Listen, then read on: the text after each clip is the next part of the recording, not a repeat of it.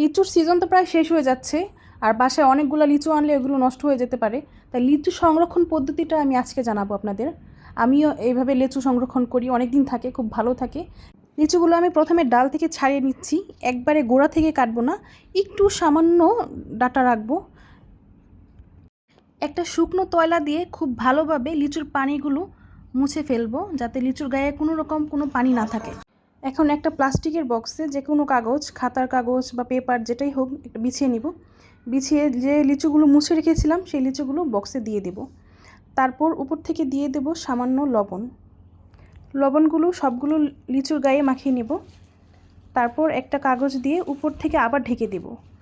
ঢাকা শেষ হয়ে গেলে বক্সটা খুব সুন্দরভাবে লাগিয়ে দিতে হবে, যাতে কোনো বাতাস ভিতরে প্রবেশ করতে না পারে। এই যে আমি 5 দিন পরে লিচুগুলো বের করলাম ফ্রিজ থেকে, ডিপ ফ্রিজে রাখতে হবে। বের করার পর দেখেন লিচুগুলো আগের মতোই আছে। এগুলো কিছুক্ষণ পানিতে ভিজিয়ে রাখতে হবে। পানিতে ভেজানোর পর একদম নর্মাল হয়ে যাবে। তারপর একজ্যাক্ট আগে যেরকম খেতে ছিল লিচুগুলো তেমনই খেতে